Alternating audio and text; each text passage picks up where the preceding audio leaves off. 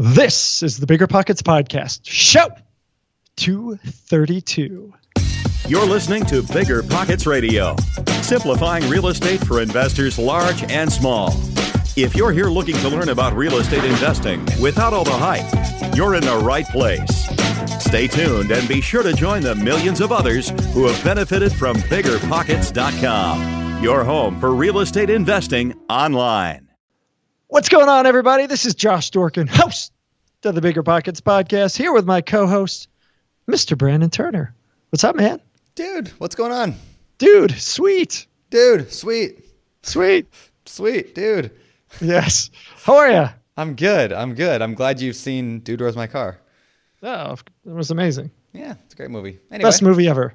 I don't know if I go that far, but let's calm down. I definitely wouldn't go that far. All right, How you been? I've been good. I've been busy. I've been Happy doing a Father's Day. bunch of rehab. Thanks to you. You too. You're a dad too, so good job. Yeah. Are you a grandpa yet? You're close. Wow, really? You're 65? I will. You're the oldest dad I know. I've never threatened violence, but if you ever suggest such a thing on my children, I will find you. Is that weird that someday you're going to be like a grandpa? Your little sweet little girls are going to be all like grown up and out of the house. The other day, really? I know. Really? I read this book. And it was called like. You're a terrible person. No, listen, it was called like Your Last Time or something like that. And it was all about like someday it'll be the last time you hold your little baby. It'll be the last time they swing a baseball bat. I seriously started like just crying reading this book. Like my girl's a year old. Anyway, I'm tearing up right now. Yeah, my 8-year-old doesn't like let me read to her. She doesn't sing. There's all sorts of, I want to do it on my own. All right, get lost, Dad. Oh, come on. Come on. It's so hard growing up. Anyway, yeah. Wow, we got really deep and sad here, but yeah, we did. This show. This is a fantastic show. Hold on, don't go anywhere. Yeah, today's show is so good. It's so good. If you guys are struggling with finding deals today, listen to an hour and a half long show. It's gonna blow your mind. There's so much good stuff in here, especially like the topic on leadership we get into later in the conversation. Unbelievable. Nathan's just a really good guy, so we'll get to that in a minute. Yeah, he's great. So.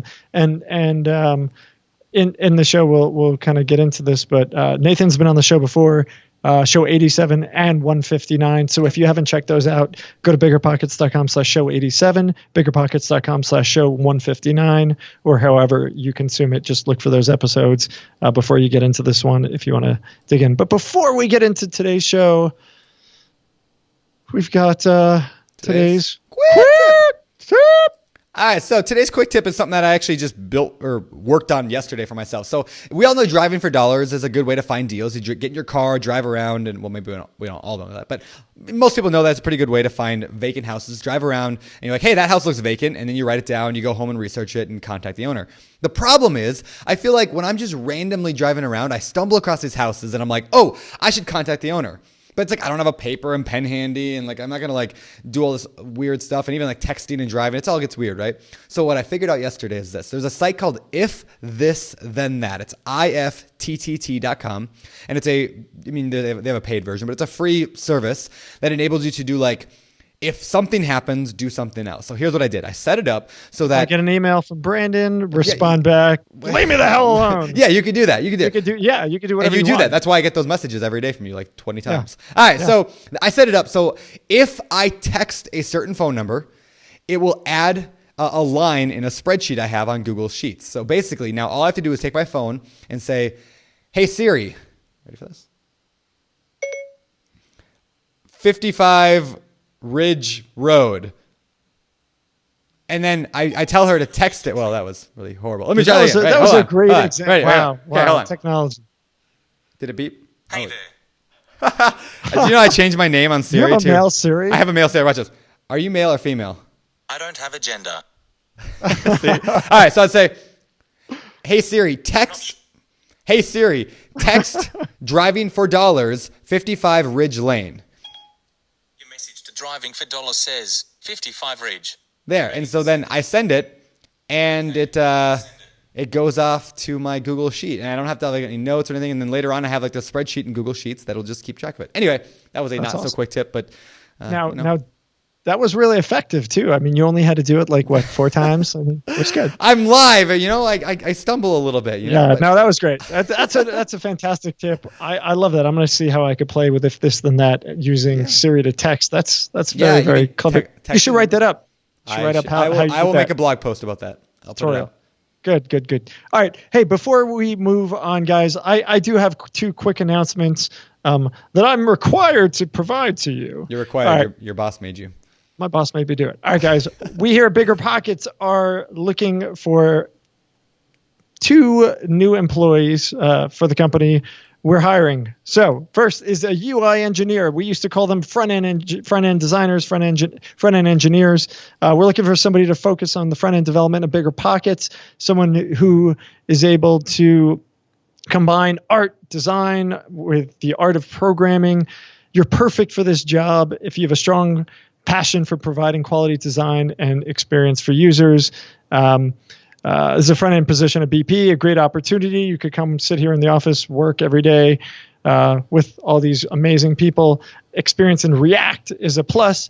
And we are definitively looking for somebody in Denver. But if you're not in Denver and you're fantastic, you should apply anyway. Jobs at BiggerPockets.com would be where you would send your cover letter and resume. The next one is publishing coordinator. So we're looking for somebody with an entrepreneurial spirit to oversee the growth and operation of our publishing business. If you love real estate and understand the elements that make up a good book, then this position is for you. If you like to roll up your sleeves, hustle, expand the reach of BiggerPockets Publishing while simultaneously finding opportunities for new books, we're looking for you. If you like to read, if you're awesome at writing, if you're awesome at books, we're looking for somebody amazing to take over our publishing business and help lead it to the next level. You read that wrong, by the way. It does say the food book. Yeah, it says elements that make up a food book, not a good book. So yes, which is why we need a new publisher. A new publisher, because clearly Brandon. I did not write that. I did not write that. I don't know. I think Mindy might have rushed it. But anyway, it was job openings, guys. We're hiring. Go to biggerpockets.com/jobs to find out more. Go to jobs@biggerpockets.com as an email to apply. Thank you very much. Let's get to today's show. Today's guest is Nathan Brooks. You want to introduce him, Josh? Tell us I do. I think that would be great. Thank you for allowing me to do that. Nathan Brooks. I allow it. I'm a gracious guy. It's not true what they say about me. He is a fantastic guy. Nathan Brooks is a real estate investor out in the Kansas City market. He's been in real estate for 10 years now. He started doing a few flips and a few rentals. He crashed and burned with the downturn in the early 2000s, and then steadily started to bring things back.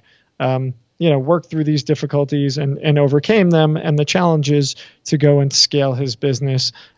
Today he's doing, he says, 120 flips this year. He's got a turnkey rental property company that and those deals come from the flips that he does. And he's really bright guy doing some awesome stuff. So let's bring him in. All right. Nathan Brooks, why on earth are you back here on the BiggerPockets podcast? My Lord, what are they doing? Josh, I don't know, man. I mean, all of a sudden it's like, once a year we have this date and it's, Josh and Brandon and we're talking about beards and no beards. I don't know. It's great. I'm super excited to have you, man. I'm super excited. I actually think your beard has gotten smaller every time we had you on. Because I mean, the first time we had you on, it was like a foot long, and then it was a couple inches. It's now thicker though. I mean, that thing is like literally you couldn't find skin underneath it if you wanted to. Yeah, it's just how it's made. Little miracle grow here, little miracle grow there. There you go. Problem solved. I like it. I like it. Well, it's a little more manly than mine, but that's all right. I'm not comparing. So let's talk about. You're getting there. Thank you. Let's talk about what you've been up to. Actually, before we do go, what you've been up to. I mean, I'm assuming that half the people listening to this show have not heard the other 2 episodes with you. So pause this, go back and listen to 2 episodes with Nathan, or just keep listening and listen after. But for those people, give us a quick recap. Who are you? How'd you get into real estate? Kind of walk us through your journey in the next half hour. I'm just kidding. Yeah, 2 minutes. Go. And as we mentioned, it was show 87 and 159 of the BiggerPockets podcast. You can find it at biggerpockets.com/show 87, biggerpockets.com/show 159, or just look for it on iTunes or anywhere else. Thank you, Vanna White. All right. Wow. And thank you again for having me on. And it's pretty cool to have this opportunity with you guys again. So there's only a few three-peaters. I think we only have like 2 or 3 three-peaters. 2 or 3. So I believe Chris was number 3, and I believe I am number 4. Three-peater. All right. Yes. Wow. You're not counting, though. They're all watching each other. Yeah. Yeah. Nobody's paying attention at all. Nobody's been a four-peater yet. So That's right. So I started in real estate, about 10 years ago, and we started acquiring properties, both doing some flips and doing some rentals. And over the course of a couple of years, we rode the crash down and crashed and burned and basically lost everything in that time. And we just had some decisions to make whether we wanted to get back after it or not. And so my wife and I chose that we were going to get back into it. And so slowly but surely we did 1 or 2, and then we added some more rentals, and then we started doing some more flips and joint venture kind of stuff. And so fast forward here to 2016, we did roughly, I think, 64 properties last year, and this year we're on pace to, flip well over 100. This is 2017. Correct. Just 17. Just making sure. All right. So you've scaled the hell out of this thing. I mean, this is everyone who wants to be a real estate magnate's dream, right? Like, how do I go from buying that first one and getting through all the fear of doing that, overcoming that, getting the next one, figuring out a strategy, and then growing. And I think you mentioned earlier, you've now got 34, 33, 34, 35 employees. You're about to flip 120 houses this year. I mean, that's spectacular. That's spectacular. So we want to kind of dive in a little bit on a few things on, how are you finding all those deals? We're going to talk about management of people, what works, what doesn't work, just all the kind of mindset. So let's start at that finding deals. Mm-hmm. To flip 120 houses means you have to buy what is that, a house every 3 days. So you're buying and turning a house, give or take on average, every 3 days. That requires ridiculous systems, and we'll dive into that afterwards. But what are you looking for? How do you come across all these properties?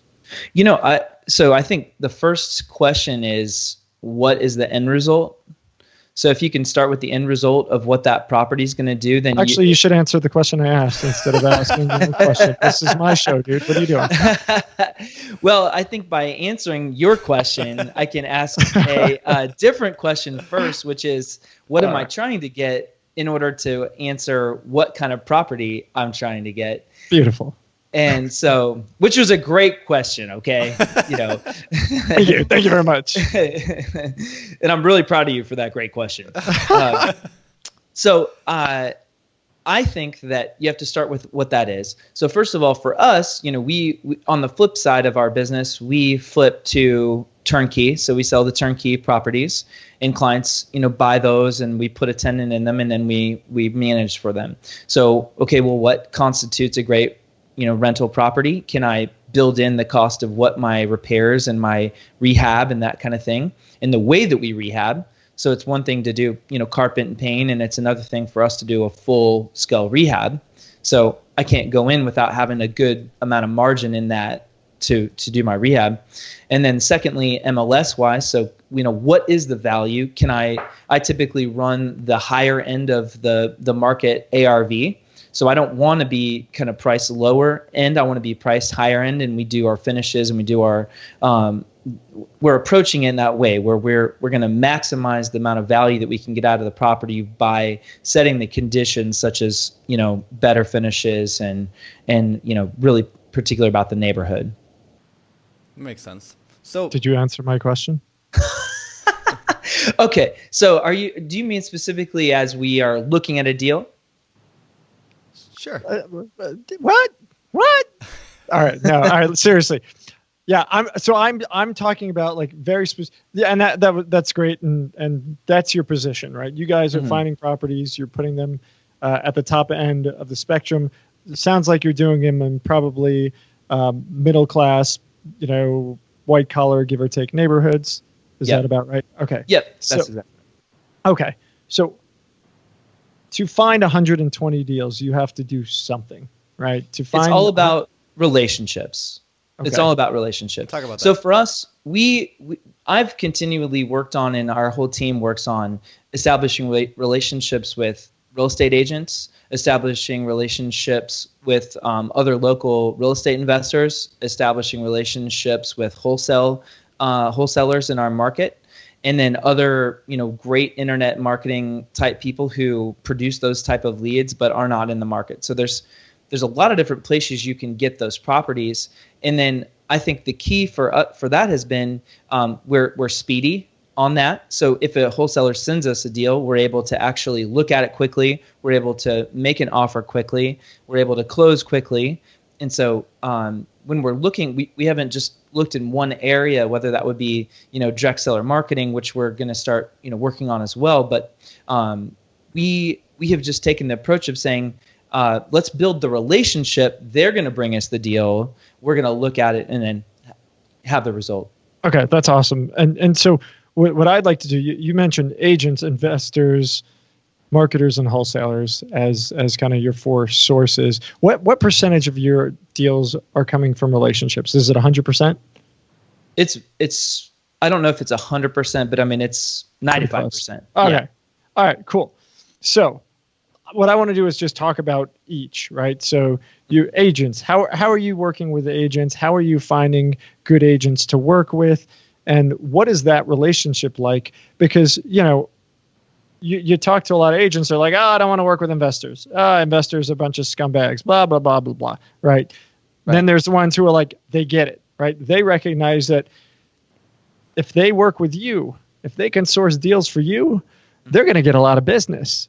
You don't have to keep shopping. I, as an agent, find Nathan Brooks. I got somebody who I can get business from all day long, which is beautiful, right? So how do you find that agent who can provide you with what it is that you're looking for? Well, I think you have to be able to first speak the language and say, if you're that retail buyer's agent driving people around, that's probably not the agent that you're looking for. That's a very different job, very, very different opportunity versus somebody who we've spent the time to say, hey, this is what I'm looking for on one deal. So I find a listing, it looks interesting, it's in the ballpark of what I think I can do. Because the last thing you want to do is call up somebody for the first time and say, hey, I know you're listed at $100,000, but I'm going to write a $50,000 offer and go work both sides. And oh, by the way, I'm the best thing ever. They're going to just think you're full of it and they're not going to work with you. But for us, we say, hey, I tell you what, you got it listed at 100. I think I can actually do $94,242, and that's my best offer, and it's cash, and and here's all the details of our offer. And what questions do you have for me about my offer? Does that make sense? Do you understand why? And then they can go to bat for their seller and say, hey, this guy's a legit investor in our market. Yeah, they do a lot of business. And I talked to their title company. They always close when they say they're going to close. And so we build the relationship from the back end of it to say, you might have 100 investors in here and get all these offers, but that doesn't mean any of them can close. Yep. Yeah. So that's great. Then they have the confidence in us when we make that offer and be able to move it forward. Yeah, I like that. So what about somebody who's brand new? A lot of new investors worry about, I can't find an agent because I don't have a track record. I'm just going to look like I came out of some, guru boot camp and I'm all excited I'm going to be gone next week. How do I, as a new investor, how do I convince an agent to come work with me? I think it's just starting with the one, and again, we talked about it and I didn't answer your question, so I apologize. But you have to know what you're looking for first, right? If you have some agent, you just keep looking at houses and you may or may not make offers, but you're not really actually getting anything under contract, nobody's going to want to work with you. Yep. Because nobody wants to work for free. Yeah. So if you know what you're looking for and you can say, this is the range or this is the neighborhood or this is what I want, or, get a partner that's done it before and knows what areas and has some relationships so they can, you're not just trying to learn everything on your own. In this day and age, BiggerPockets and books and all kinds of stuff that you can get more than just that information. You can have somebody who can actually introduce you and make relationships. Yeah. But I think it's a part knowing what you want, and then part just making sure that you actually tell them what you're doing. Hey, my name's Nathan Brooks. I'm a first-time real estate investor. This is what my plan is. This is the price range. I'm not here to waste your time. Here's my pre-approval. I'm ready to go. I love that. I love That's having. great. Yeah, a lot of agents get irritated because they don't want to go make offers, work this big, huge process of this deal, and then at the end of the day, not being able to close, right? Like, that's the biggest irritation for an agent. They put in 20 hours of work for nothing, right? Yeah, So you just got to convince them that you are ready to go. And if you're not ready to go find a partner who is, like you said. I think that's fantastic advice. Well, and the other thing on the wholesaler side, I can't tell you the number of deals we've gotten where somebody else wrote an offer that was, say, 2,000 to 4,000 higher than ours. And then I got a call, 4 days before closing, and they're panicked because, Joe Schmo, buyer backed out because they didn't have it together. Yeah. Yep. And so then we come back in and we're like, well, hey, I tell you what, it was, 4,000 off, and now it's, 6,000 off or whatever it is. And, but we can close in 3 days. Sure. No problem. Wow. You are mean. Tough Only guy. $2,000. I didn't ask for 10.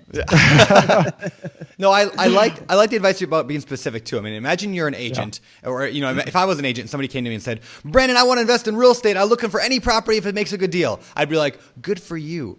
But if you're like, "Hey, Brandon, I'm looking for a 2 to 4 unit property under $150,000, and I got financing lined up for that. What do you got?" Yep. All of a sudden, then I'm like, what do I have? Let me do that search for you. Like, then I'm engaged in the conversation. I'm like, they've done their homework. They know what they're doing. So yeah, I think just doing your homework is like the best way to get an agent to work with you. Well, we not only did we do that, but we took it a step further for our business, where we actually had the buyer info sheet for us, for Bridge. So it literally says, "Hi, my name's Nathan Brooks. This is Bridge. This is what we buy. This is the area we buy. We're cash. Here's our proof of funds. Go." So there's not even a question, and they're not wondering about what we'll buy either. We already wrote it out. Yep. So we gave them specific detail, price point, beds and baths, square footage, everything. And all they have to do is fit it in that criteria. Yep. This is amazing. This is amazing. So now I walk up to an agent, or I find them on BiggerPockets, I find them somewhere else, and they don't have to worry. I mean, they may worry. Look, hey, I've got $3,000 in the bank. Oh, you're going to be worried. Hey, I can get approval for, $72,000, but every property in the market is 100, even dilapidated.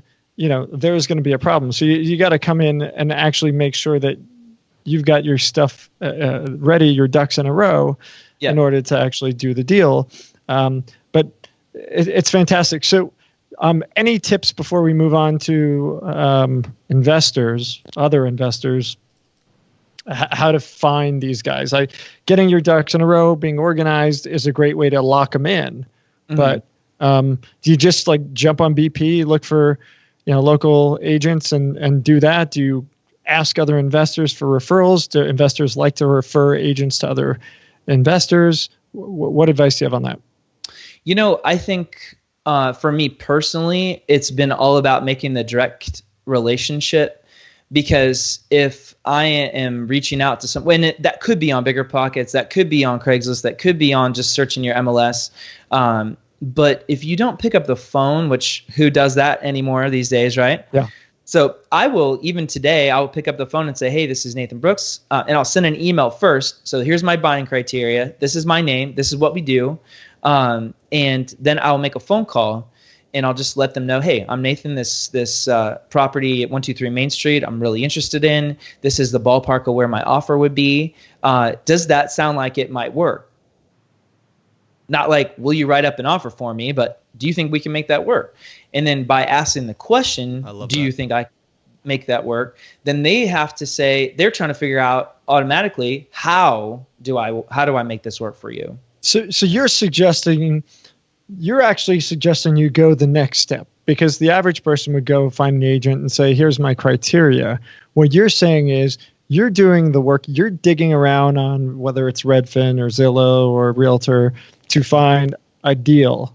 Mm-hmm. And you're doing the comps. You're doing the math on your own. Yep. You're then going to an agent and saying, this is a property I want. You don't have to take me to 38 properties. This is the property I want. These are the numbers I'm thinking about. What do you think? And based on that reaction, you can actually judge them, right? Because if they're like, oh, you're a crazy investor, get out of here. Or if they're like, oh, yeah, that's reasonable. That makes sense. Cool. Maybe now you have an opportunity to work with somebody who gets it. Yes. And so you have an opportunity on the one deal, right? So you gave them the criteria that you're looking for. And then can we write this up? And oh, by the way, hey, don't worry, take both sides of this thing. So instead of 3%, 6%. And then we're able to say from here, do you work with investors? If not, okay, cool. Well, these are some of the things I'm looking for. Oh, where do you buy? Oh, cool. Well, here's my info sheet. Here's our proof of funds. And, anytime you run across something like this, put me first in your phone. We'll have an offer to you usually within the same day, a lot of times within a few hours. Yeah. So then we close, right? So if we put that deal together, but I think there's a few of the relationships, and everybody talks about the 80-20 principle, right?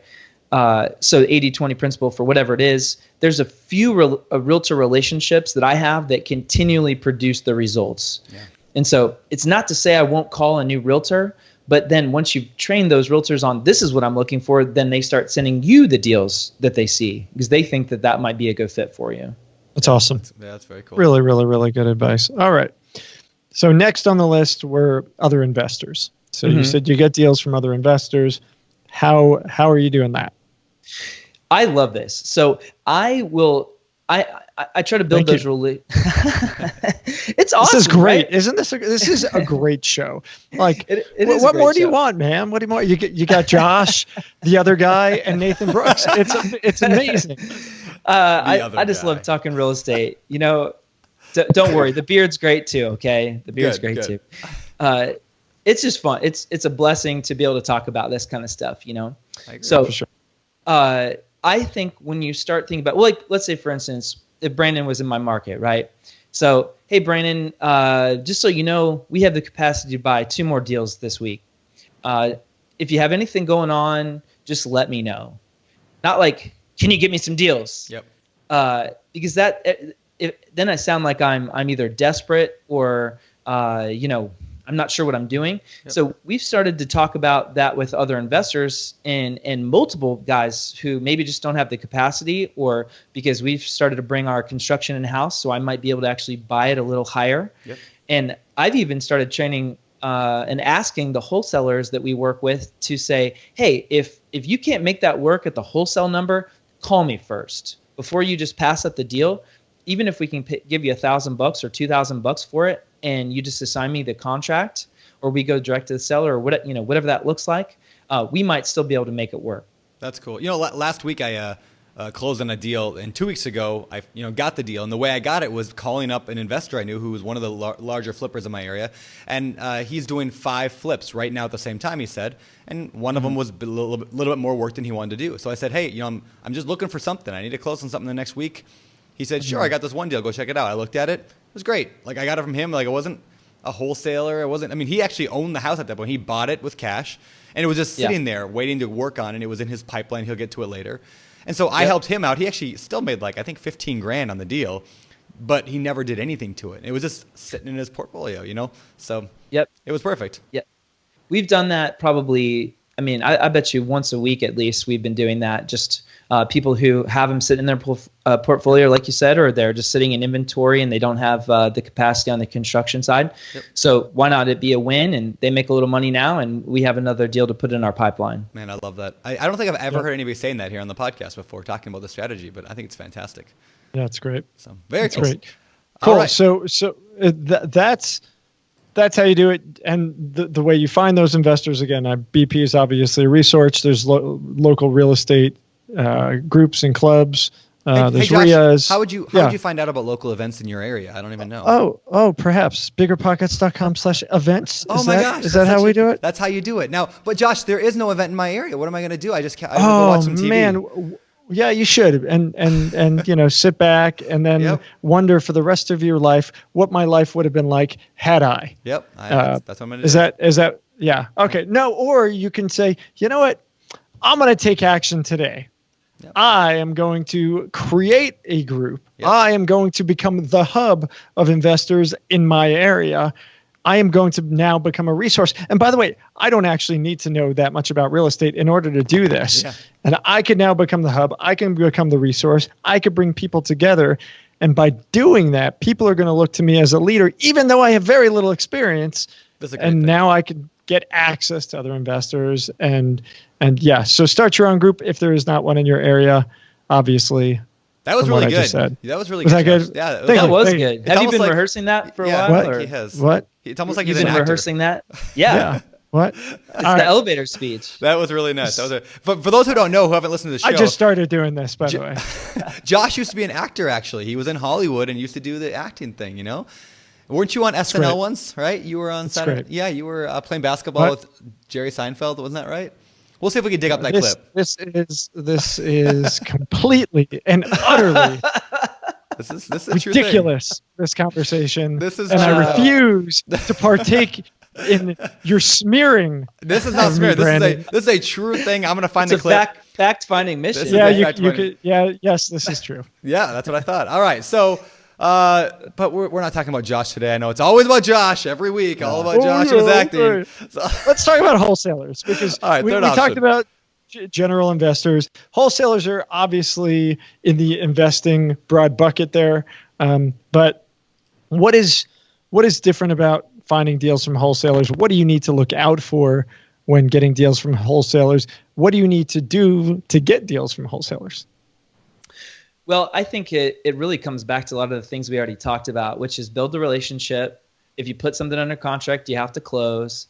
Well, you don't have to close. Obviously, if there's something terrible going on in the deal, you shouldn't do that. But know how to do your homework, be speedy, be honest.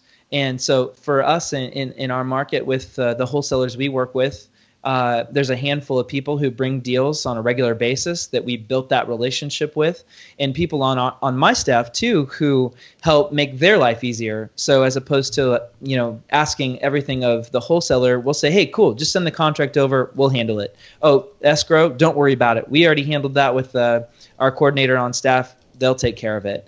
And so where's the add value where, again, I might pay a few $1,000s less, but I bring a whole lot more value in the way that we're able to operate or the way that we're able to close the deal. Got it. All right. So how do I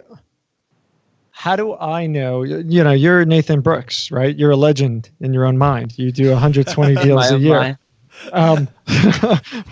How do you, as a new investor, know whether this wholesaler is trying to pull something on you? How do you do that?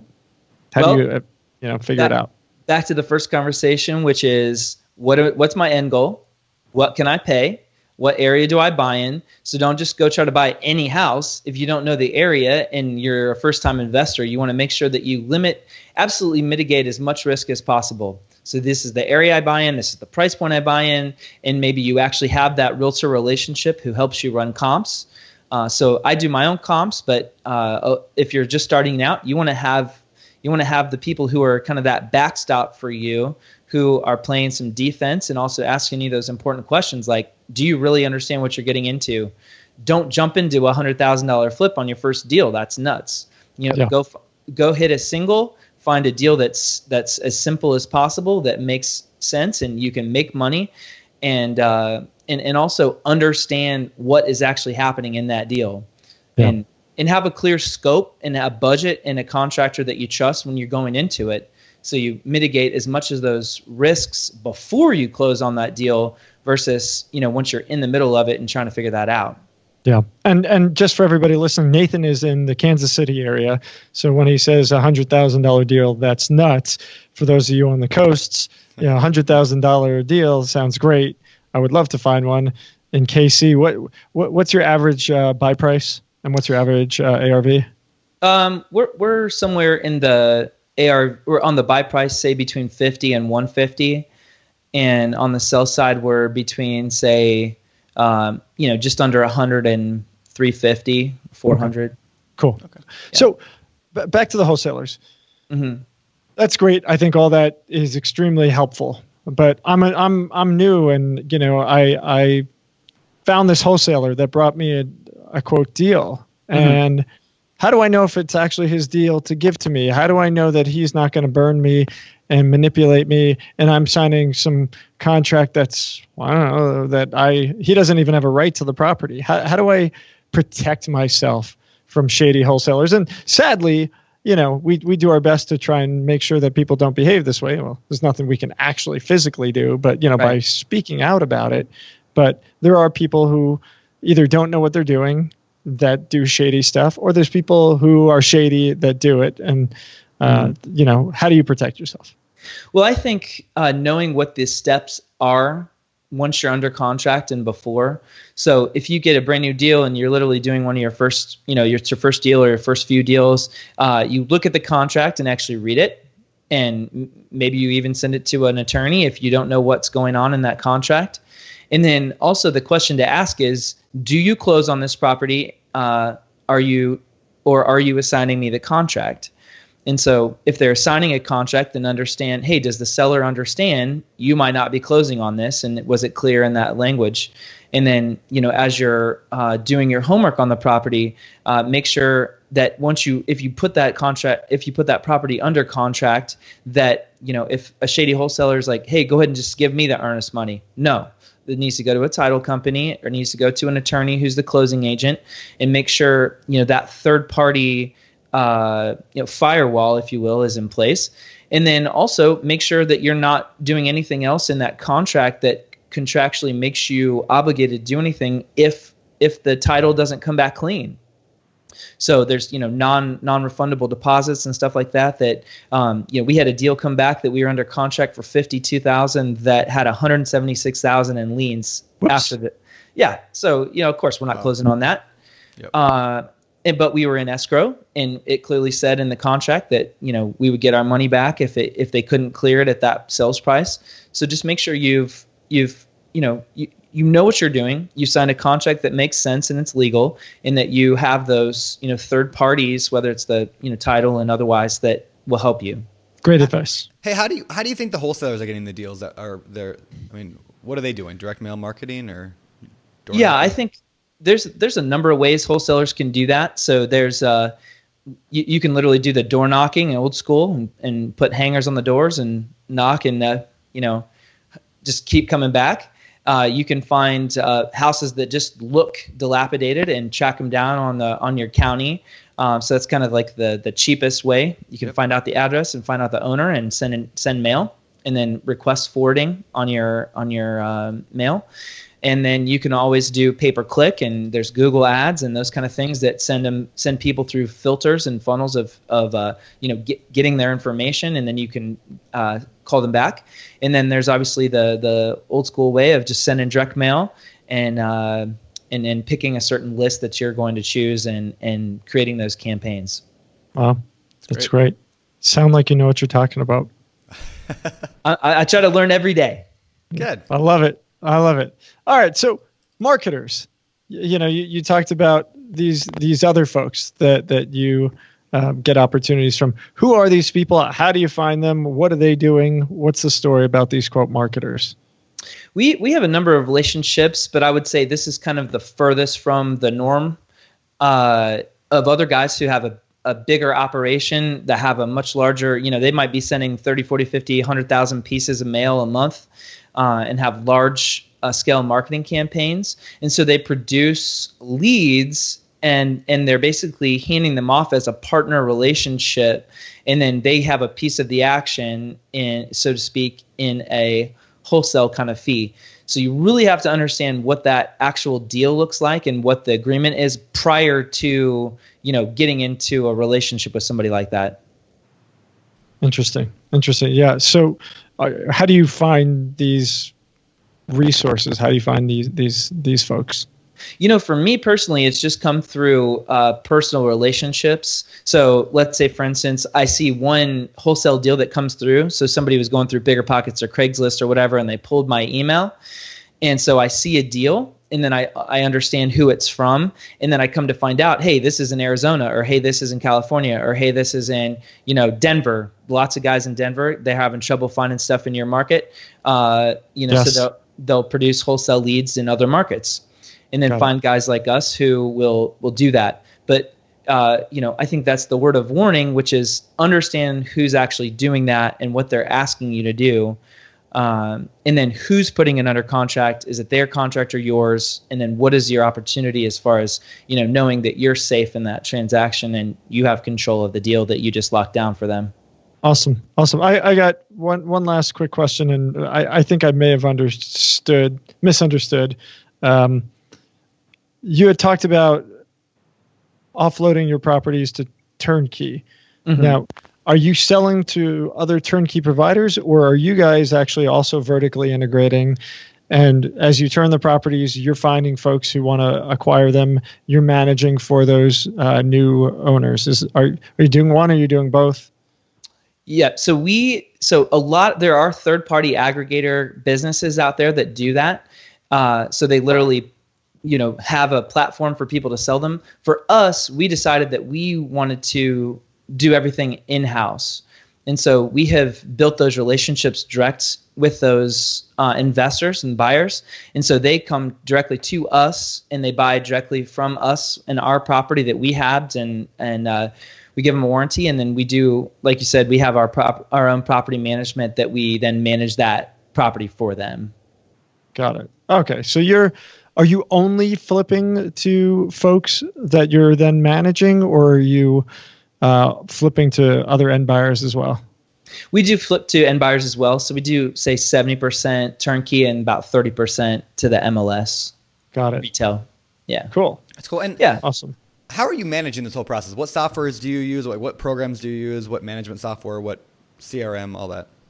Sure. So we started using some other property management software, but we kind of decided and landed on and have now worked on Appfolio from the property management side.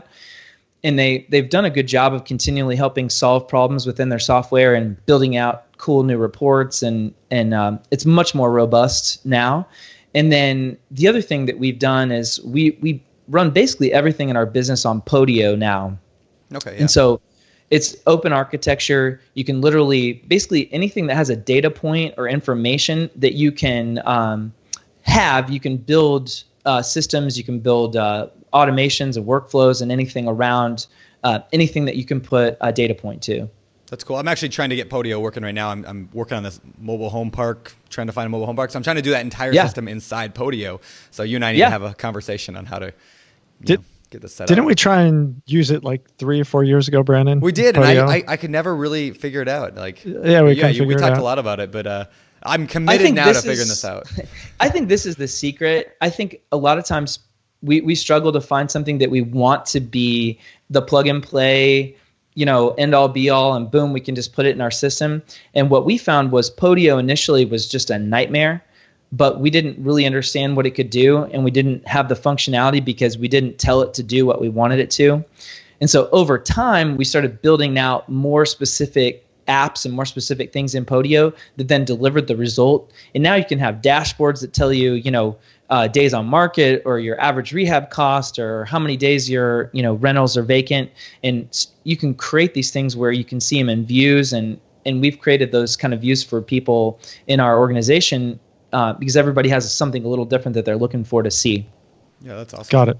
That's awesome. Cool. Yeah, well, I'm going to definitely get Podio working, because what I've seen is it does exactly kind of what I want it to do. It just takes a lot of setup to get it to that point. So I'm working on that. So anyway, all right, cool. So one other thing I wanted to commend you on as a turnkey provider. Turnkey has a bad name sometimes in terms of, I feel like a lot of turnkey providers fudge the numbers, we'll say, a little bit when they're talking to investors. So I've had some buddies that have worked with you, and they've showed me your numbers. And I just want to say, like, the fact, first of all, you show the numbers using the BiggerPockets calculators, which I think is just cool anyway, right? Because we design the calculators to help people see very plainly what the deal is like, and what, it makes it hard to fudge the numbers. Anyway, so I like that you do that, but also you include things like capital expenditures and repairs in your numbers. And I wish more turnkey people did that. I wish more when wholesalers, when they came to me and they're like, here's a really good deal, no, it's not a good deal because you fudged all these numbers up. Like I like the fact that you're very legit, and so I just want to commend you on that. Good job, Nathan Brooks.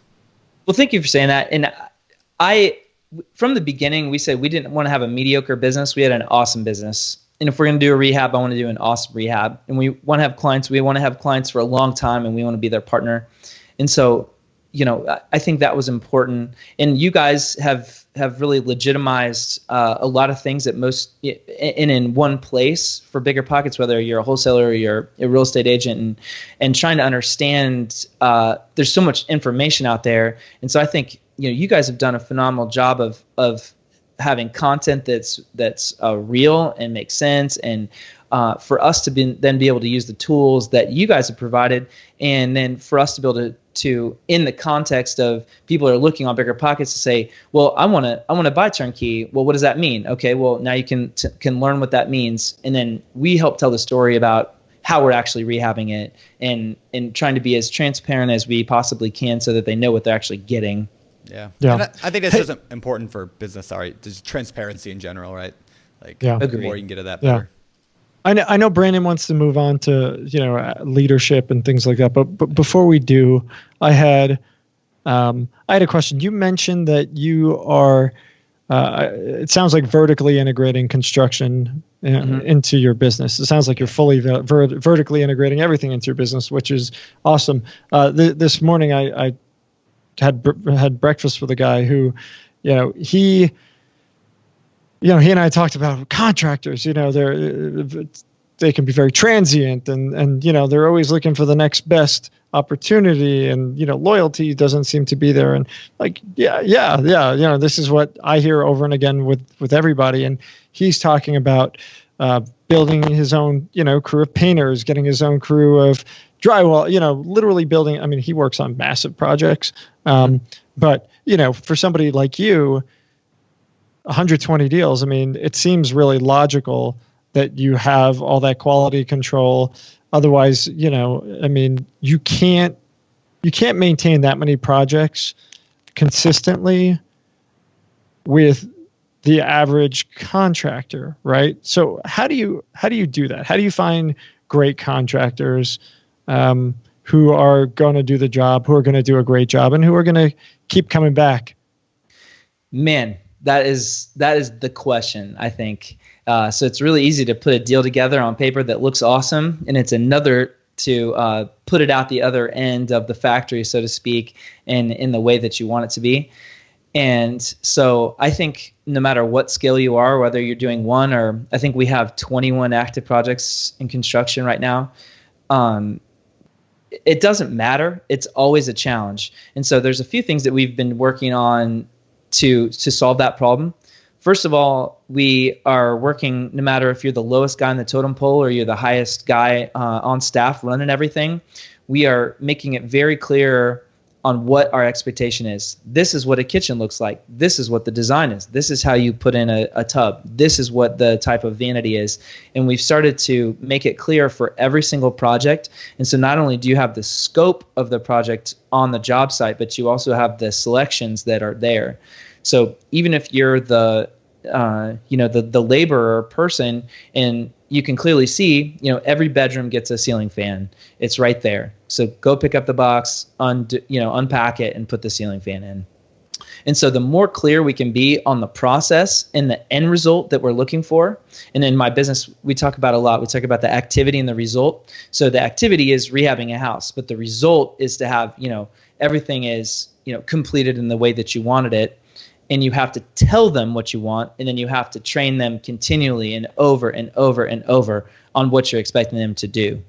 Yeah. So on BiggerPockets, we call that our style guide, right? So it's, if you're going to create a button on the site, this is what the button should look like. If you're going to create, a page, here's the border, here's the margins, here's what the fonts look like, here's how the page in general is expected to be composed.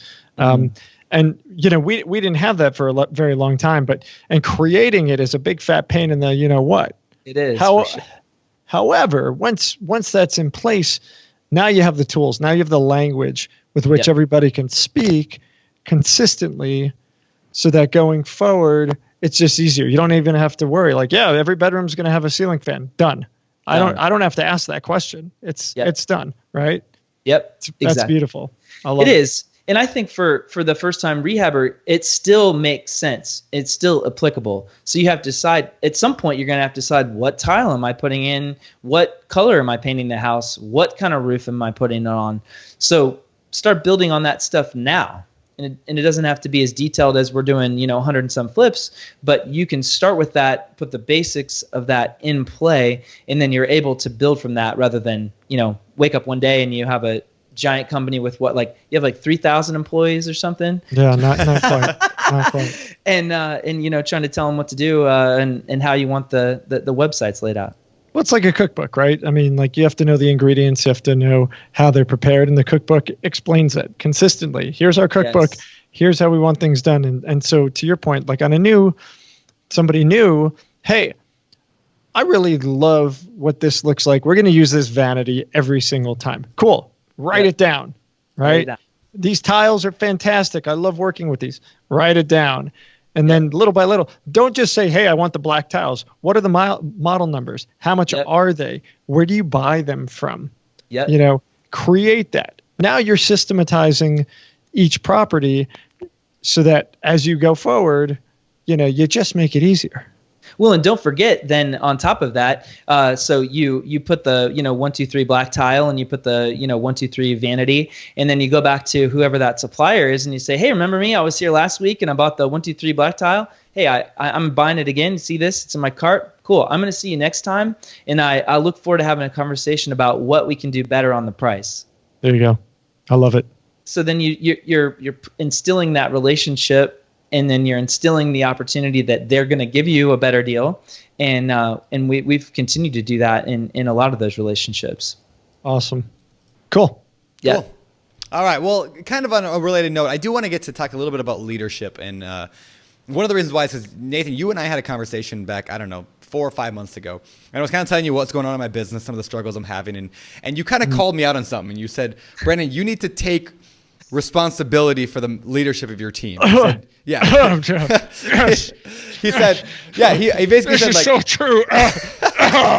well, so like, thank you, Josh. No, so I have a tendency to just kind of let people do what they do. And then I get frustrated when it doesn't turn out the way that I wanted. Like, I mean, for example, last year we were working on a big project. I mean, we did a huge rehab on a fourplex, and at the end of the project, like, my bookkeeping, like, the person I thought was in charge of it, like, the books were a mess, and I was complaining about that. And you're like, well, Brennan, you need to take responsibility for that. Like, that's your job. Can you talk about talk about that a little bit? I mean, like, what do you mean by that? Take responsibility for the leadership of your team. So I hope I was. Thank you for telling me that, Brandon. You were very nice about it. You were very nice, and I agree with you. He was drinking that day, so he doesn't remember. But I vividly remember the conversation. Okay. I didn't realize it was so impactful. It was. I'm glad to hear that. But so the reason I could say that is because I did that, and I had that same moment in my own team. And I had the same experience with my people, and I came back after a real estate mastermind, and I had kind of had this epiphany and talked with a couple of the people on our team, and I sat everybody down, 9 a.m. meeting or whatever it was, and I literally said, "I'm sorry. There's a lot of screwed up stuff going on here, and it's my fault." And we had to start sitting down and so, like, in your example, if it was over budget, well, why was it over budget? Was it clear on what the scope was? Was it clear when they got their draw? And so in ours, whether it was property management, how fast was our turn, or how did we place our tenant, or on the construction side, just like what we talked about, they didn't have a selection sheet, so the contractor was like, white tile, cool. They didn't know, hey, it's the 3x6 or it's the 4x12 and it's this grout color and it's this pattern. And so that was my fault. And so for me, it had to be, and we talk about the one thing. And so what's the one thing? And it might be super, super tiny, which is literally what is the tile we're going to use on the backsplash of every turnkey house? Or it's the one thing, which is how are we going to process an application for rent, or how are we going to onboard a new client?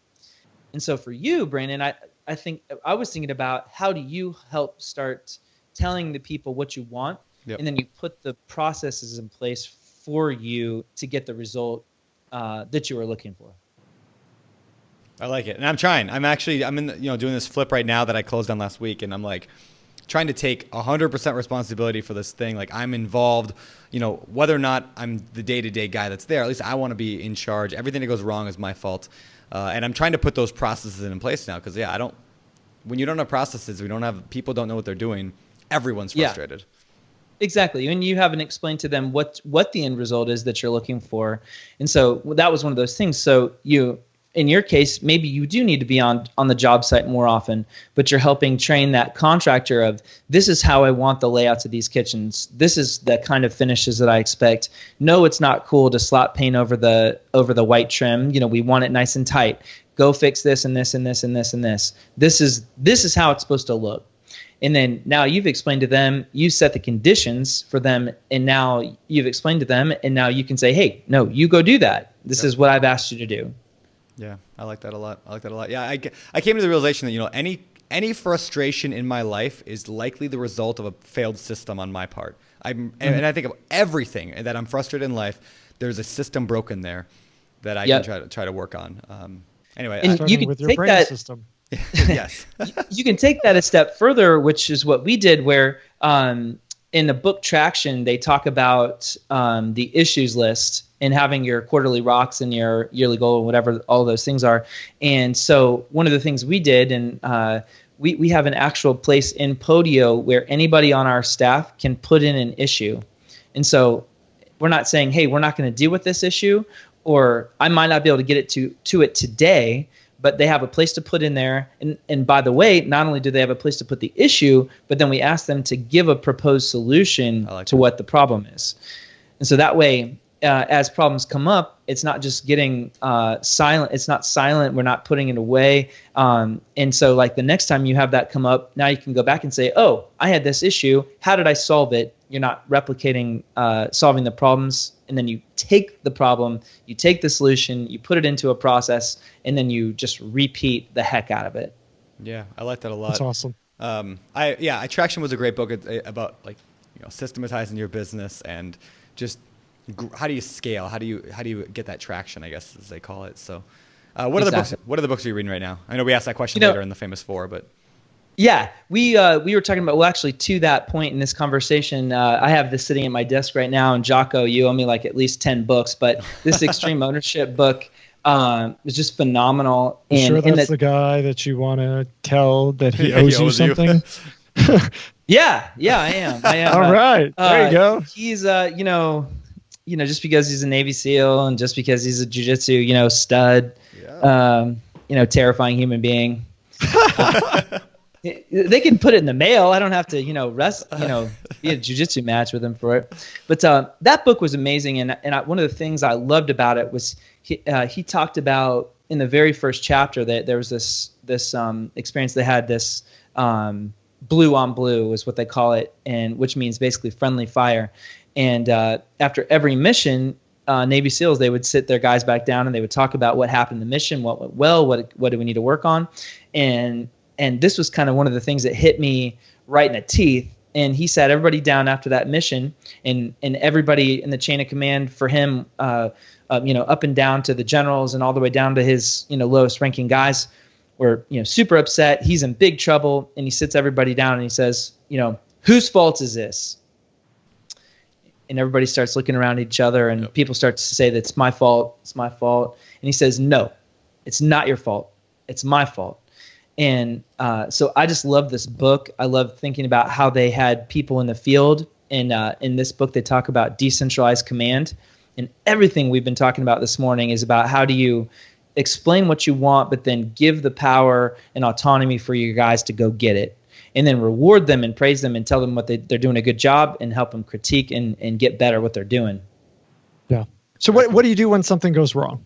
What do you do? You've decentralized, and your guys are not doing it as they're supposed to, or it's not my fault. what do you do in that situation? Because surely you're going to come across that. Yes, absolutely. Well, I think the ownership on the front end for it being my fault is true, because if they didn't have the clarity in what they were being asked to do, then I'll own that. And then I think there's an importance separating the emotion we have to feeling frustrated, and then the actual whatever they did wrong. So, you can feel frustrated, but they're not going to learn much from you being frustrated. They're going to learn from you actually telling them what happened, what was wrong, and then how we fix it the next time. And then you give them the opportunity and the training to do it. And I remember for years and years, even on the hiring side, like hire an assistant, go write up contracts, go find me some deals, goodbye, see you later. What does that really mean? They have no idea. Yep. Right. Absolutely no idea. And then you're going to be upset because you don't have the actual result that you thought that you would get from telling them to go write up a contract and, send it to title and, find you some deals. And so for me, we started, and even the way we onboard people now too, is they take much smaller bites. This is how you do this one thing. Let's do it again, and let's do it again, and let's do it again. Oh, screwed it up? No problem. Let's do it again. And then back to that selection sheet on the job site. This is what it looks like. This is a picture of what it looks like. This is the content of what it looks like. And so I really try to put it in a context. If they want to be there, they're going to want to get it right. And if they don't care, they're in the wrong place. And they can go work somewhere else where nobody cares. But that's not what we want, and that's not the culture that we want. And we talk about it through our core values of our business and say, hey, we're going to do the right thing every time. And if that's what you want to do, let's do it again. Awesome. I love it. Well, cool. Well, I mean, we could talk about leadership forever, but I'm just going to get you on a private call, and I'm going to make you teach me how to be a better leader. If you could, I mean, if there's one piece of advice we could kind of leave off this topic with is, like, if I want to be a better leader, what should I do? What do I do to be a better leader in my business, in my family, in my life, and whatever? Yeah. I think you have to start with you. I was on a phone call with a friend of mine, Darren, who's kind of got that old country boy. He'd probably hate that I said that, but he's got that spiritual soul, and he can really help. And he was talking about how in his life, and he's got a monster wholesale business, and they do amazing stuff. And he was talking about how he had to start here first, inside, and that was not because he didn't love his wife or didn't care for his kids and whatever. But if I am not dealing with whatever's happening in here, I cannot possibly help anybody else. And so what does that mean? Well, that means I am getting to the gym. It means I am eating well. It means that I am learning all the time. So I try to read a book every week or week and a half. So that I typically do audible books, but I'm consistently, if you can get in the car or you can be in your office and there's the radio playing, hey, guess what? Wrong answer. Turn the radio off, get an audible book or whatever that is, or rent one from the library, and you could be taking in that information and putting it in your brain. And then I am consistently putting myself in uncomfortable positions to be more comfortable. So if I am comfortable all the time, I'm not going to be pushing to find answers to help them. So I'm going to sit down with one of my staff people and say, hey, what's going on? No, really, what's going on? Let's look at that issues list item. Let's talk about it. What's the big challenge? And if you can meet somebody where they are and you're actually helping them solve problems so that they can do their job, you are then enabling yourself to be able to do the things that you are truly supposed to be doing. I love it. Awesome. That's All great. Right. Well, I'm committed and to being by a better the way, leader. Can I talk about one more thing, which is it also means you have to know. Okay, guys, I'll be back. You guys supposed to be doing for a while, okay? what you're supposed to be doing, and he's really gone. Okay, there he is. Hey, welcome back. Are you feeling like you need to be a different leader, or is that what? I just want to be a part of this. I'm feeling sad and. No, this is awesome. We can ask you some questions. Keep going. But I really, truly believe it starts with asking what you are supposed to be doing. What do I want to be doing? And then how do I help the people around me do all the things that I'm not? I love it. That's great. Perfect. Awesome. All right. Well, let's shift gears here a little bit, and we're going to drill you on a few questions that come direct from the BiggerPockets forums, because this is the fire round. It's time for the fire round.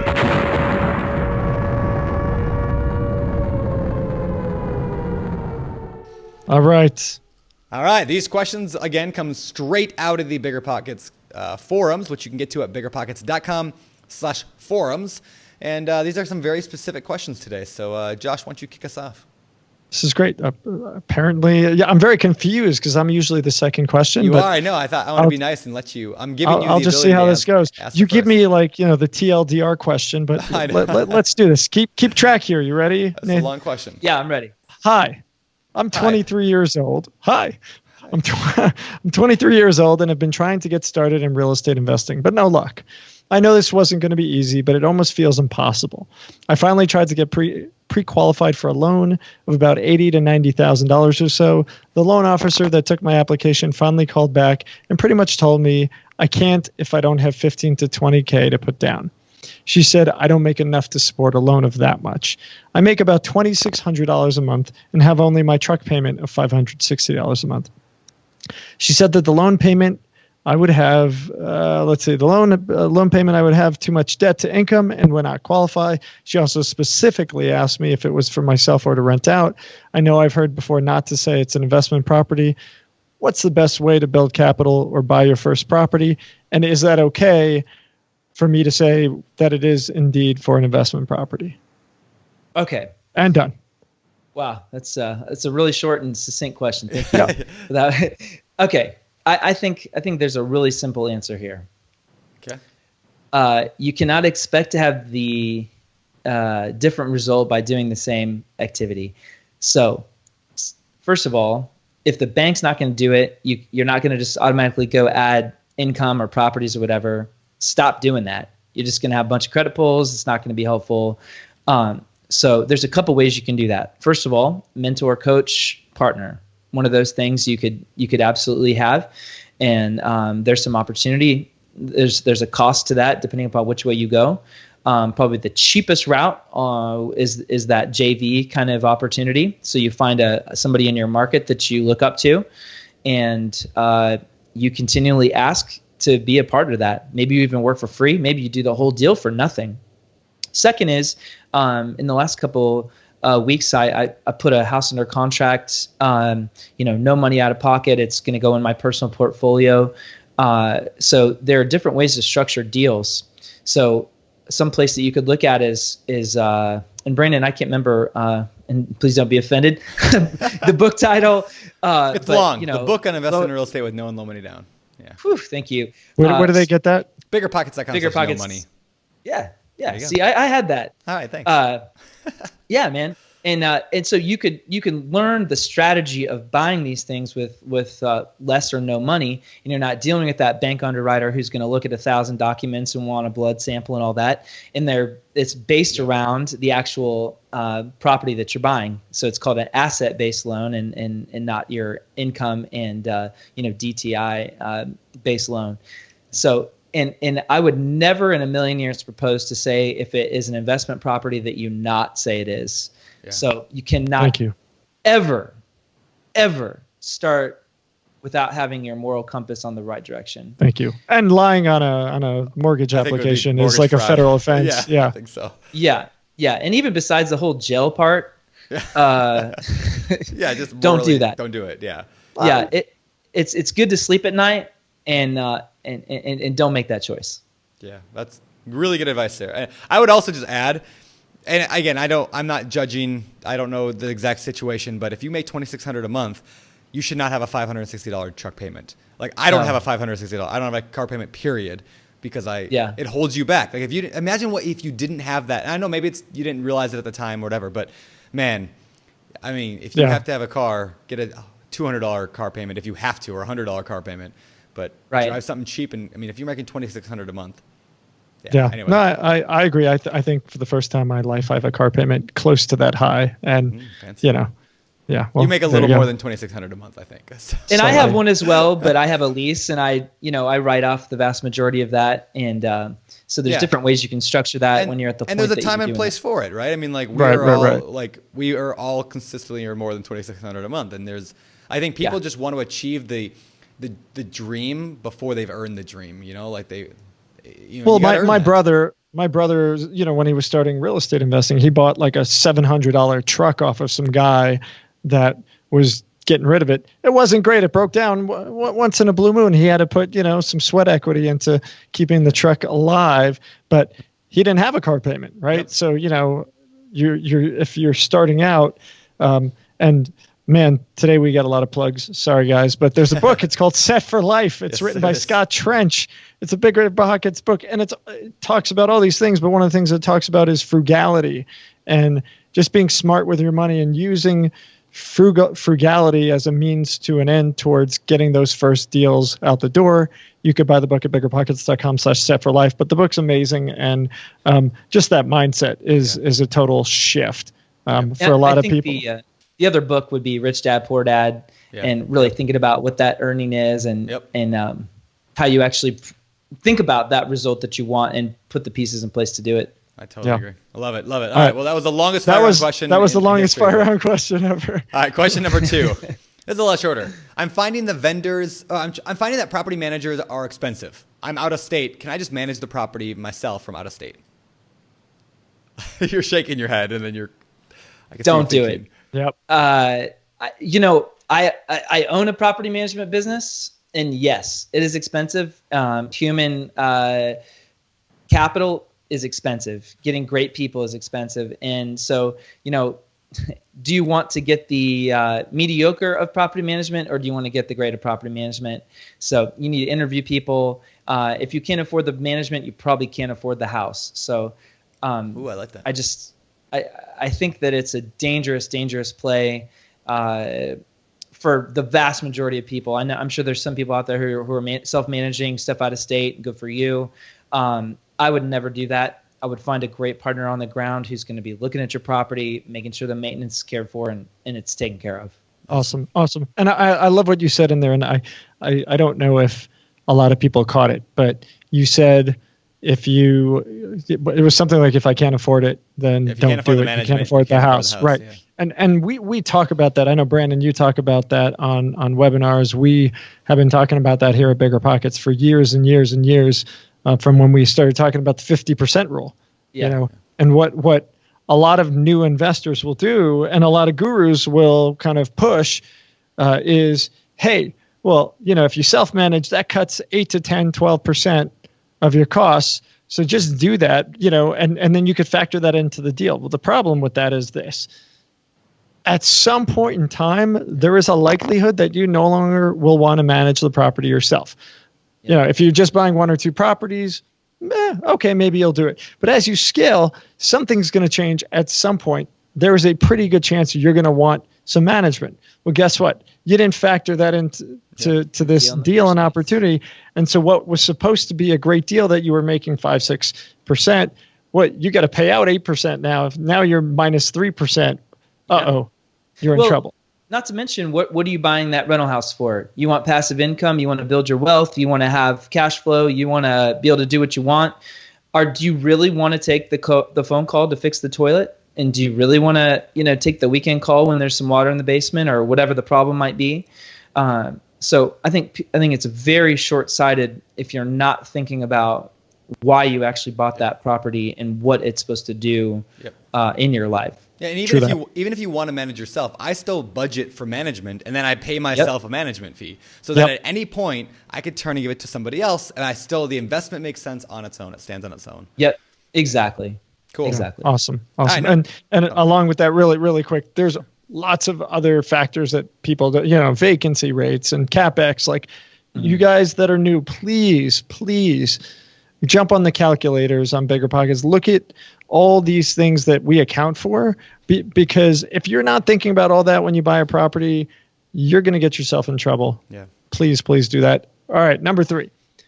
Seems to me, when I look into buying a $60,000 house, it comes with issues. It's potentially on its last leg in a neighborhood that's consistent with the same issues and the same price point. Okay, I think I get that. When I go up to 100,000, you're basically getting turnkey and not much fix up. And again, I don't know what market this guy's in, but do the math in your own market. What do you think an investor should do? I'm after cash flow, not appreciation.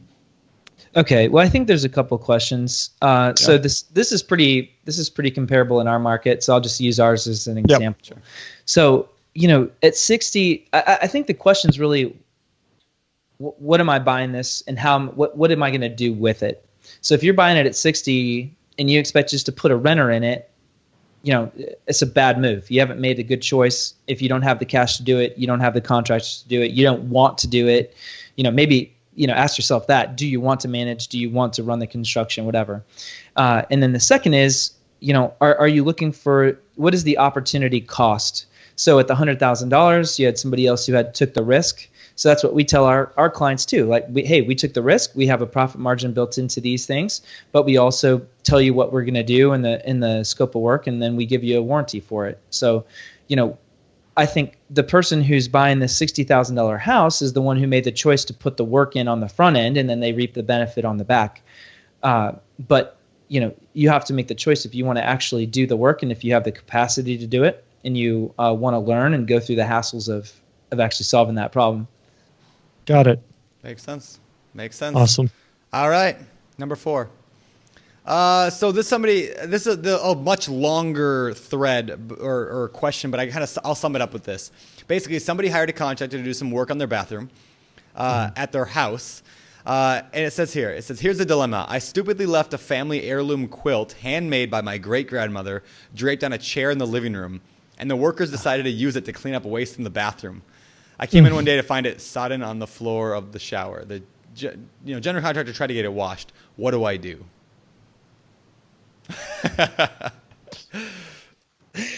Well, I think Judge Wapner.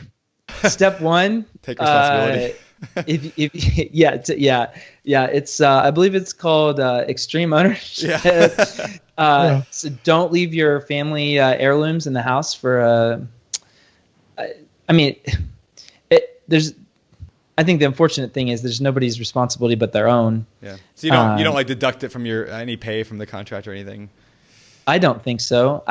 It's hard to understand the context of everything unless you were standing there and saw it. But at the same time, the contractor, you wouldn't expect somebody to pick up one of your own personal things and use that. But I think it's a difficult thing where if it's that important to you, why was it so close to the construction site in the first place? Yeah. I agree. All right. That was the end of the fire round. I might argue that one, but Would you? This is not debate. Yeah. I mean, why, Josh? What do you think? It's your fault. You left it sitting there. I left it sitting there, but it was not this is not a dish rag or unless it looks like a dish rag, right? I mean, if it looks like, this is a crappy old rag, I mean, if it sounds like it's a blanket or quilt. Yeah. I mean, like who goes to somebody's house and grabs their quilt and uses it to clean up shit from the bathroom? I mean, like who does that? But don't get me wrong. I don't disagree with you. Yeah, I know. I think the question is can you really blame the person? The challenge is how much is that stupid? That's not stupid. It's an heirloom. How much is it worth? Right. So like, hey, listen, this thing's probably it costs them $50. It's probably worth 100 or 1,000 or million to them. You're not going to pay them that. I think you would probably want to say to the GC, hey, listen, like, yes, perhaps it should not have been there. At the same token, your workers never in a million years should have taken this thing and used it to clean the floor and destroy it. Let's figure out how we can work this out. Yeah. And then, it's also the responsibility of the contractor. Tell his guys, don't take people's crap and use it to clean your mess. Yeah. So I agree. I do think there's a conversation there. I don't think it's like, you're going to eat it. I think, I'm a New Yorker. We don't like when people screw us like that. So, well, I think the question though is how do you actually rectify it? And you put I don't know. I mean, maybe you say, you find some value and say, listen, this job was a $10,000 job. What are you willing to do given that you've destroyed this, 100-year-old heirloom from my great Grammy, and if he's like, I do nothing. Okay, well, I'll be sure to keep that in mind, going forward, and if it's like, I'll give you a couple $100, anything to make it right is going to be the right thing from the contractor. at least something reasonable. And I would Yeah. And go ahead. Go ahead, Brandon. Well, I was gonna say I'd also look at it as how good a relationship do you have with the contractor. Maybe Right. this is a really good way to get a better price on the next deal. Like, hey man, you really screwed me over here. My wife is so sad. She's been crying for days. Let's just work this out on the next deal. Cool. And then they owe you basically. I mean, I'd potentially work it that way. Yeah. But There's lots of angles. You got to figure it out. But anyway, I don't think you accept that. Hey, I screwed up and move on. Yeah, you did, but they did too. So, by the way, I'm Right. gonna put a link to all of these threads that we talked about here in the Fire Round today. If you guys are listening to this and you want to go jump into those conversations, just go to biggerpockets.com/show. What are we show? We're show 232. I think so. Go to biggerpockets.com/show 232, and you can find links to all these threads and jump into the conversation. why have we not been doing this? I don't know. until now? I never thought about that. Well, Josh suggested something earlier too. Is whenever we talk about a book, why don't we just have a URL to the Amazon page? Like, go to biggerpockets.com/extreme ownership, and Dave, who's our podcast editor, will make a little short code on BiggerPockets. So go to biggerpockets.com/extreme ownership and biggerpockets.com/traction, and you can get more information about those books. So it just makes So Jocko obvious can sense. send 100 of them. So Jocko can now send 100. Is Yeah. Jocko going to send me some copies? I don't quite know Jocko, but I have sampled the book. Hey, actually, why don't we and get? He sounds we like get a bit of a tough guy. Get him on the podcast. Yeah, let's get We Jocko should on the get him on the podcast. podcast. All right, we're gonna do And it. then I should just fly to Denver, and then we can do a little jujitsu. great Well, idea. Brandon said he could take him. Brandon said I he can take on Jocko. wrestle. Come on, that guy. I can take him. I follow him on Instagram, and he's like the best Instagram guy to follow. He every day he posts pictures of this is just What? random and funny, but it's the floor under where he worked out. So it's always like this like sweat stained black and white floor. But it's like artwork every time. It's like my favorite post of the day. I don't know. Is that weird and gross? But it's so funny. He gets It's after totally it. gross, It's man. so funny. Totally. Yeah, check it out. Follow what's his name? Jocko Willick. Is that how you say his last name? Willing. Yeah, Yeah, Willink. Willink. Follow him on Instagram and follow Josh and me and Nathan on Instagram too. All right. So with that, yeah. we're at the famous Four time. Yeah, let's do this. This is the famous four. All Come right. on, Nathan. Did we ever make you do it back in the day? No, man. All right, let's hear it. It's too bad. The famous four. That's pretty good. That's our new recording. We're gonna use that. That's actually I love really it. good. Yeah, we'll take it. All right. That's actually really funny. We should take that. All right. Famous four question number 1. And of course, you've been on the show a couple times, so these might be the same, might be different. What is currently your favorite real estate, specifically your real estate related book? Favorite. A real estate related book. Other than all of mine, of course, Obviously. Obviously. Other than all of yours. I think my favorite is my wife and I are going back through the Millionaire Real Estate Investor book. Okay. I really like it just because it's simple language, it's simple deals, it's not super complicated. And I've read a bunch of those books, and I think there's a bunch out there, but I just love how simple it is, and I think those guys do a great job on really all their books. So I agree. Cool. Awesome. Next question. Favorite business book outside of the one that we've been talking about, the Extreme Ownership. yeah, I think that my favorite right now would be E-Myth. It really has challenged me on the way that I thought about bringing on new people in our business, and it's really encouraged me in a way. So E-Myth stands for Entrepreneur Myth, and so the first couple of minutes or hour, it really felt like the same story that I lived through, which was bringing somebody on, telling them to go write some contracts, and then saying, have fun, go do it. Yep. And it really helps you process that information and really apply it to what you're doing. By the way, you can go to biggerpockets.com/millionaire investor to get the Millionaire Real Estate Investor, or biggerpockets.com/emyth to get the E-Myth. I like that. I like this. Look at that. Yeah, this is Great. It's great, right? Good idea. Makes things Good easy idea, for Josh. our listeners. Thank you. All right, Nathan Brooks. Besides growing very thick beards, Yeah. flipping houses, Yeah. what do you do for fun, man? I have really gotten into jiu-jitsu and kickboxing. Oh, nice. You and And so- Brandon should fight. We should. I could Yeah. take you easily. He'd be terrified, though. I don't know how he'd really handle it once he was in there. Oh, I'd handle it. Oh, he would I'd handle scream you like all a right. little girl. It would be hysterical. So- I would pay for this. In fact, you know what? I bet you our listeners would Yeah. pay to watch Brandon fight you or anybody in an arena. We should do a charity event, actually. We should do Brandon versus anyone as a charity event. I think it would be amazing. People would pay a ton of money to do it. That's like a really good idea. So I hired a personal trainer twice a week. So I have an hour and a half twice a week with a pro fighter. Wow. So we do spend a lot of time on the jiu-jitsu, and we spend a lot of time on the striking. That's impressive. Just got to get the practice in. Okay. All right. Jiu-jitsu. Anything else? I have actually also gotten into bird hunting. So I have this beautiful German short hair pointer. And so his name's Gunner, and we do lots of fetch. We do lots of training and shoot lots of shotguns. Is that a dog? Oh, okay. He's a German short hair pointer. Yep. I didn't even know that was the name of a dog. German point hair. What? German short hair pointer. I'll send you a picture. Point hair. All right. Oh boy. All right. Let's end this thing with my final. Well, we got a couple questions, but my last of the famous four. Mm-hmm. What do you believe sets apart successful real estate investors from those who give up, fail, or never get started? I think we spent the whole time talking about it today, which was really starting here. And you have to make a choice what that actually looks like. And you have to be committed to go through the harder times. You have to be committed to learning. You have to be committed to all experiences that come with that. And so if you're not willing to put forth the effort and do the learning and do all those things, then you probably haven't aligned what your actual goal is with reality. So you have to start with the goal, and you have to make sure it's congruent with what you actually want to do. And then if you make that choice and you put the work in, I believe that truly people can actually achieve that goal. That's great. Deep. That's great. Wow. Very moving. Very, very moving. I practiced it all week. I appreciate you, Nathan. I appreciate you, Josh. Oh, all right, man. Before we let you get out of here, where can people find out more about you? Where can they connect with you, and how do they learn more?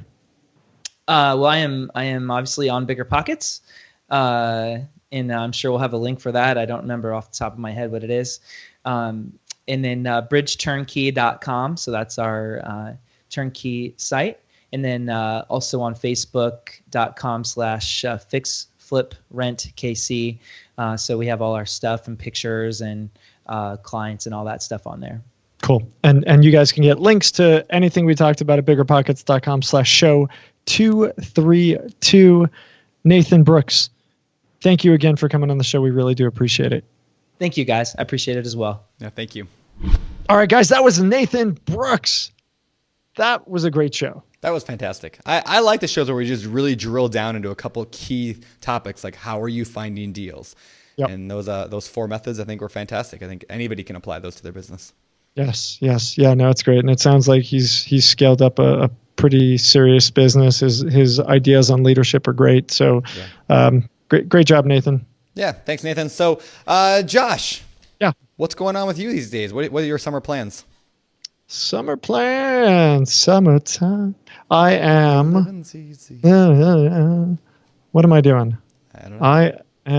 I'm going on an adventure with the family at some point this summer. In your RV? We are going RVing. Nice. Yeah, we're gonna. You can go hit it. I have RV parking. You can stay right here. In your driveway? Yeah, in my driveway, I have a little RV parking spot. I do. I don't have an RV, but I have parking. Do you have like a dump that I can dump? I do. Really? I don't. Right in your driveway? I live on the edge of a hill. Just let it go down the hill. It's fine.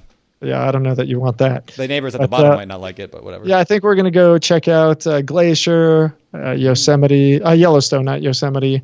You know where you should go? Rushmore. Yeah, I was going to say you should go to the Black Hills in South Dakota and the Badlands. And there's a place called Bear Country, USA. It's in Rapid City. Oh my gosh, it's my favorite place in the entire world. They have like hundreds of bears. You just drive around them and wolves. And anyway, it's crazy awesome. Yeah, it's like the coolest thing ever. We're going to go explore. So very cool. Yeah. How about you? What are you going to do? I'm going to drive me nuts. Drive you insane. No, I don't know. I'm hoping to do some traveling as well. We'll see. But I got a bunch of rehabs going on this summer, so I'm going to be busy managing those because I'm taking ownership for them. Yeah. You know, but extreme ownership. I'm taking extreme ownership. But I am going down to California to do some surfing in July, so that'll be fun. Nice. Have fun. That'll be great. You can meet me down there. We'll do some surfing together in your old stomping grounds. Yeah, buddy. All right. All right, let's get out of Guys, this is show 32 of the Bigger Pockets podcast. Again, check out the show notes at biggerpockets.com/show 232. With that, let's get out of here. I am Josh Dorkin. Wait. Signing All right, so we have like a hidden segment at the end of every show, and a lot of people don't listen to it probably because they don't even know it's there. And so we don't usually talk about it, but today's was so funny. You guys need to go listen to it. It's right after this music that starts right now. You're listening to Bigger Pockets Radio, simplifying real estate for investors large and small. If you're here looking to learn about real estate investing without all the hype, you're in the right place. Be sure to join the millions of others who have benefited from BiggerPockets.com, your home for real estate investing online. It's time for The Random Five. All right, and of course, as usual, we've got our little hidden segment of the show here we want to bring in, and this is our Random Five. Random six. six. Now it's six. Five, We're six. confused. All right, we're doing Random Six. These are 6 random questions we're going to throw at you just to get to know you a little bit better, Nathan, completely unrelated to real estate. Number 1, do you like traditional sports like football, baseball, soccer, or extreme sports like snowboarding, BMX, motocross better? I'm an avid baseball and football fan, so I would definitely have to say those are mine, and I would say go Royals and go Chiefs. All right. Wow. Is that like a all right, next hockey team, football? I don't even know. I don't know. Baseball. It's in the middle of nowhere. Nobody actually cares. You're not on the coast. Whatever. Other than that, world championship, no big deal. No big deal. What? That didn't happen. All right, next question. Do you have a landline telephone in your house? No way. No. I try not to be anywhere near my phone at all times. Well, that's sort of a lie. But no, absolutely no. Do you guys have a landline? No. Yes, I do. That is because I am He's old. so old. My grandma has a landline. I just gave up my AOL email address. Good job. Hey, I'm getting there. You have the voicemail with the cassette. Well, please leave a Thank message you. at the beep, and I actually listen to the voicemails too. No, that's not. Amazing. No, I I don't think I've listened to a voicemail in years. Well, that explains a lot. You didn't get my message last night. Oh man, this is awkward. Stalker. Voicemail, delete. All right, next question. I like this one. This is fun. If you were in prison for a long time, we're gonna say I'm gonna get my number. If you're in prison for 25 years and you had the opportunity to escape, would you? Because 25 years is not life. That's an obvious. Of course you would if it was life, but if you had the opportunity to escape, you're in for 25 years, you're 5 years into it, do you take it? Well, I have to refer to the movie that I enjoy that has a similar theme. Well, either Shawshank Redemption or The Count of Monte Cristo. Oh, okay. And so there has to be that phenomenal backstory and the priest that teaches you how to be a ninja or whatever he is. And then you read all this amazing literature, you dig it out with a spoon, and then you become the Count of Monte Cristo with the giant, fat estate on the, center of town. So I'll go with yes in that fashion. All right. Wow. I like that. By the way, I'm actually reading that book right now. I never read it before. It's a great book. Yeah, I'm like, I don't know, quarter of the way through it. It is good. All right. All right. Oh, we have 2 more, right? Yeah. What is your favorite Girl Scout cookie? Oh, man. What's the one with the chocolate and the peanut butter? I don't even know. Garbage? I don't remember. Whatever that one's called, that's my favorite. Yeah, there's Thin Mint cookies, and then there's everything else garbage, like in my mind. Samoas. No. Else. Okay. Oh, yeah. Some people like Samoas. Yeah. No way. Yeah, chocolate and peanut butter in the same cookie. I mean, come on. All right. Next question, Brandon. Last one of the famous Random 6. For you. Right, for me. Do you attend your high school reunions? That's right, because we're not 5 now, we're 6. Do you attend your high school reunion? I did not attend my last one, and it is out with the jury on the future one. All right. Were you cool in high school? I know it's not the question. No, okay, definitely not. Loser? Okay. That's definitely a loser. Was anybody actually cool in high school? Like maybe 3. Yeah, every high school's at like 3. But they're all the ones that are like losers today, so I'm going to, it's like the reverses in life. I mean, Josh was really cool in high school, which is why You know. I was the antithesis of really cool in high school. Oh, man. That is completely. If orchestra and choir, really go for like the really cool category, then I was definitely really cool. Awesome.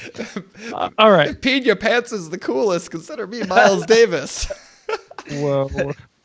What did I miss there? That was from what, Billy Madison? Anyway. Yeah. All right. All right, last Like my question. favorite line of any movie of all time. Keep going. Outside, stop talking. I'm done. Outside of yourself. Because this show, 200 plus thousand people will listen to this over the next 2 or 3 weeks. Outside of yourself, did any of your childhood friends become famous? I got a buddy of mine who is on Gotham. His name's Drew Powell. Nice. I got a couple of buddies who play in amazing bands all over the world and produce amazing records and play music. So that's pretty cool. Nice. And I think that's about it. I think we all know somebody that's famous. Yeah. Yeah. Probably. Yeah, we know you, right? I mean, your face is everywhere. Oh, actually, here, funny story. So this is Josh's famous. I don't know what we're doing. This is so. My wife and I are sitting in Josh's sweating. living room, and Josh has some friends over. It was like it was a surprise party for like your 40th birthday or 50th, 60th. Were you invited to my 40th? I was. Whatever that is. Yeah, whatever really that. invited you? Wow. She did. Yeah, me and Heather came out, and we're sitting in your living room, and you and your buddies, like high school or college or whatever buddies, are in the kitchen, and there's this guy talking, and Heather's like, I know that voice from somewhere. How do I know that guy? And it was just off his voice, and I'm like, I don't know what you're talking about. She's like, no, I know that. That's a Walk to Remember. And it was your buddy Al who played the guy Shane West's friend on A Walk to Remember. And then like I yell out, Josh, like, or Al, were you in Walk to Remember? And he's like, yeah, I was. And like, you have a famous friend. And now I see him on commercials. Like yesterday, he was on some commercial for Chase or something like that. And I'm like, I know that guy. He's like the face of Uber. He's everywhere. Maybe it was Uber. Yeah. Al Thompson. He's amazing.